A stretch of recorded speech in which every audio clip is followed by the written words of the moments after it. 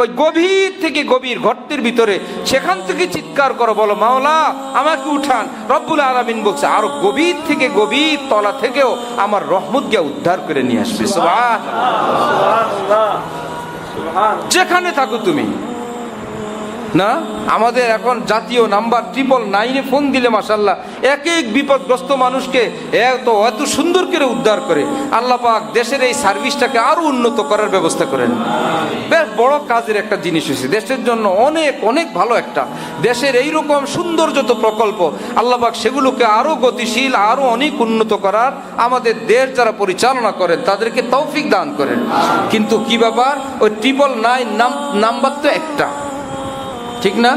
Phone কি ওখানে কোনো বিজি আছে কি ভাইরা? ওখানে ফোন দিলে কি বিজি পাওয়া যায়? অন্য একজনের বিপদে পড়ছে, আগুন লাগছে, ওনার সঙ্গে কথা বলতেছে। এখন পুরা বাংলাদেশের আর কেউ 999-এ ফোন দিতে পারবে না।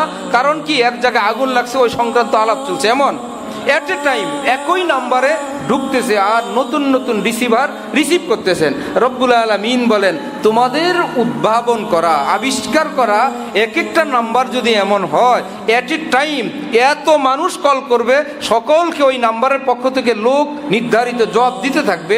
আমি আল্লাহর এই নাম্বার এমন, সারা পৃথিবীর মানুষ যদি আলাদা আলাদা প্রয়োজন একবারে ডাক দেয়, আমার কোনো সহযোগী সদস্য লাগবে না, সকলের জবাব একত্রে দিতে পারবো। সুবহানাল্লাহ, সকলের প্রয়োজন এক টাইমে মিটাইতে পারবো, এক টাইমে মিটাইতে পারবো। আমি হইলাম আল্লাহ। যে চায় যে না আমি গুনাহ চাই না, আমার আল্লাহকে চাই। আমি পাপাচার চাই না, আমি আমার মাওলাকে চাই। আমি গুনাহ রাখতে চাই না, বর্জন করতে চাই, আমার প্রিয় মাওলাকে চাই। আল্লাহ আমাদের সকলকে সেই গুনাহ লিস্ট করার, নির্ণয় করার, একটা একটা করে চিরদিনের জন্য ছুটি দেওয়ার, বর্জন করার ওয়াদা এবং তৌফিক আল্লাহ দান করেন। ওয়া আখিরু দাওয়ানা আনিল হামদুলিল্লাহি রাব্বিল আলামিন। মাশাআল্লাহ।